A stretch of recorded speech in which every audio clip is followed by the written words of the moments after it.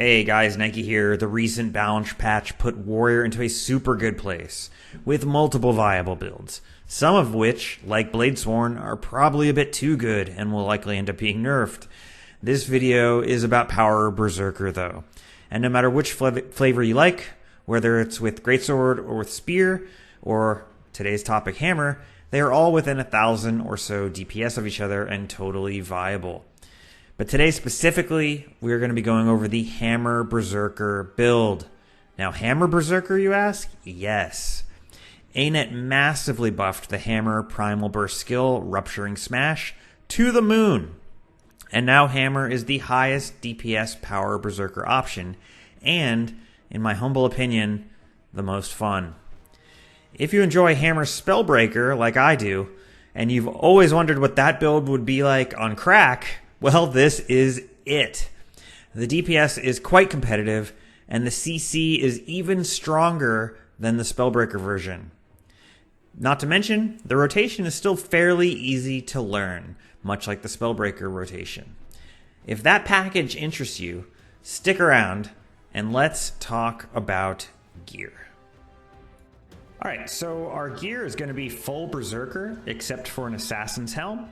And our runes will be a bit different, as you saw. We're going to be using Superior Rune of the Dragon Hunter, which does math out to be a little bit better than Scholar Rune for this build. Scholar is still totally fine though, so if you don't want to replace expensive Scholar Runes in your gear, sticking to it won't cost you much DPS. For weapons, we are going with Hammer and Axe, and on Hammer, we are going to use the Sigil of Force and Sigil of Impact, and on our Axe Mace set, we're going to use Sigil of Force and Sigil of Air. For infusions, you will go with full power infusions, should that be a thing that you use. As far as consumables go, we are exactly 70 precision short of crit cap with the way our gear is set up. So our ideal food is the plate of cock oven with salsa, and that gets us to crit cap and is our highest DPS option. If you don't like ascended food, you can use the plate of truffle steak if that suits your fancy. If you farm Bitterfrost Frontier a lot and you have a lot of the berries there saved up, you can also craft the Bitterfrost Frontier version of this. However, the plate of truffle steak is actually cheaper on the trading post than the version from Bitterfrost Frontier. So really, you're better off selling the Bitterfrost Frontier version of the food and buying more truffle steak. It's just the way sort of the cookie crumbles economically. For utility consumables, the old standby is the potent superior sharpening stones, and if you are made of money like me, you can use writs of masterful strength instead. So anyway guys, if you have any questions about the gearing, please ask me below. But with that said, let's talk about traits. Yo, editing Nike here really quick. Just wanted to say I left out that you use Relic of the Claw in my description of the gear. So yeah, Relic of the Claw is the way you want to go. And yeah, it should be no real mystery there why. For traits, we are going to take Strength, Defense, and Berserker.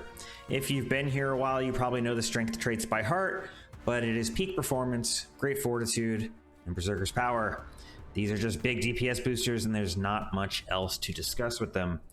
Defense, however, is new to Berserker power builds, but if you've been playing Spellbreaker for a while, you know these traits pretty well, I'm guessing. We're going to take Culling Strike, Merciless Hammer, and Stalwart Strength. Important to remember that Merciless Hammer has a line that says gain adrenaline when you disable a foe, which is key to managing our rotation, as well as the fact that Stalwart Strength gives you a stack of stability when you CC someone, which makes not only our rotation way easier to use, but also makes Headbutt always break its own stun with the stab, which makes Headbutt a joy to use in this build. In Berserker, we are going to take the traditional Smash Brawler, Blood Reaction, and Bloody Roar. These traits give us a ton of damage, and it's kind of hard to be a Berserker without them. Now, as far as our slot skills go, we are going to take Blood Reckoning, which every Berserker player knows very well. It's essentially a full heal as well as a 5-second invuln window, and refreshes the cooldown of our burst skill, which, you know, is a great thing for DPS. Signet of Might, every warrior player knows this. It just adds a bunch of power. Can't go wrong with that. We're going to go with Wild Blow, which adds a whole lot of CC to the build, as well as helping extend our Berserk uptime.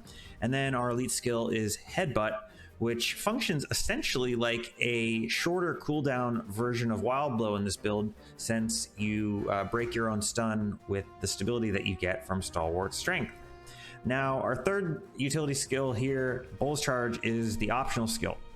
Bull's Charge is a bit like the others in that it does add some CC. It also does activate Peak Performance, which helps with our opening burst. However, unlike the other two, unlike Headbutt and Wild Blow, it doesn't extend Berserk. Now, if you are a player who is new to the build, you will probably, at least initially, struggle maintaining Berserk uptime. If that is the case, you can switch Bull's Charge out for Outrage, and Outrage will make it so that you do not have any issues maintaining Berserk uptime. And if you do switch to Outrage, the strictly optimal rotation will change a bit from what I show you, but it's only going to cost you a few hundred DPS if you use Outrage in place of Bull's Charge, in the way that I use Bull's Charge in the rotation. So you can feel free to make that switch if that suits you, but ideally you want to eventually reach the point where you can use Bull's Charge and do the rotation as prescribed. So with the traits and skills out of the way, why don't we talk about how the build plays? So the rotation has three sort of distinct parts that you can break up into chunks to make learning it quite easy. So you'll master the first chunk and then move on to the next one, and you're essentially learning it in very discrete parts. So it should be very easy to pick up. The first chunk is the opener. The second chunk is the first axe and hammer loop. And then the third chunk is the full sustained loop. The key difference between the first axe and hammer loop and the full sustained loops that you do after that is essentially just where you use Blood Reckoning in the rotation. Because the first time you go back to axe, Blood Reckoning will be on cooldown. But then every subsequent time that you come back to the axe set, Blood Reckoning will be off cooldown much earlier, so you'll want to essentially use it much earlier. I will discuss this when I do the slow-mo breakdown. And yeah, as always, I will go over the rotation in slow motion and then play the full rotation for you at normal speed. If you guys want a written guide, check out the Snow Crow's website for a full breakdown. I'd be happy to answer any questions you have in the comments below. And with that said, let's get into the actual skill by skill rotation breakdown. All right, so our opener is going to be Headbutt, Bull's Charge, Activate Berserk, and then Decapitate.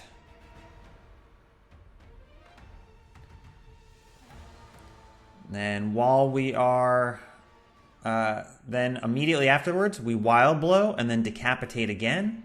And then Mace 4 and Mace 5 Decapitate for the third time. After the third Decapitate, we do Axe 2 and then Mace 4, and then we are going to weapon swap.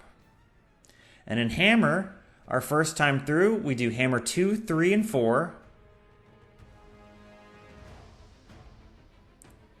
And then we are going to do a Rupturing Smash, Burst, or Blood Reckoning, and then another Rupturing Smash. And gosh, how good is that animation? That is over the top in the best way. After the second Rupturing Smash, we are going to auto attack, one complete chain, and then do 2, 5, 2 again.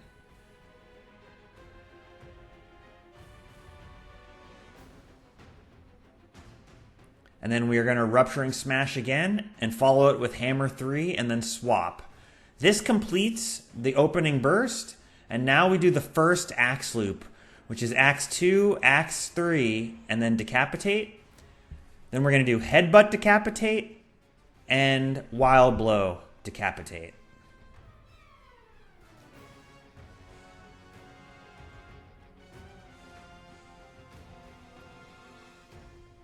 And after that, we're going to Bull's Charge.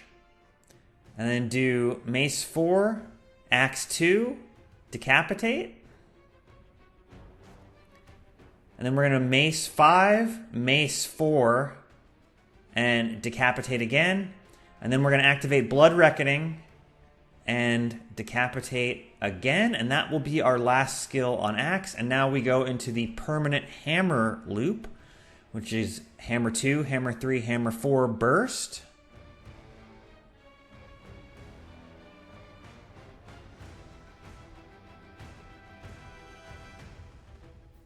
And now we're going to do 2 full auto attack chains.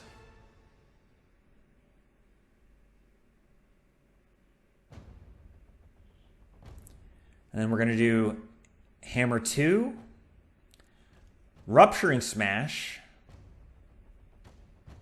And then we're going to go Hammer 3, Hammer 5, and Hammer 2. And that will end our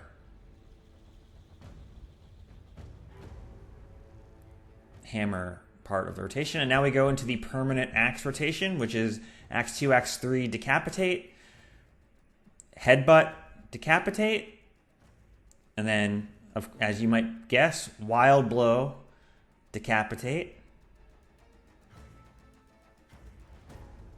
But now we're going to do Blood Reckoning much earlier and do Blood Reckoning, decapitate. And then after this, we do Bull's Charge, Mace 4, Axe 2, decapitate. And then Mace 5, Mace 4, decapitate again. And then we go back and do the hammer loop again. So we just repeat the last hammer loop and this last axe loop indefinitely, and that is the end of the looping part of the rotation. So now I will show it to you in full speed.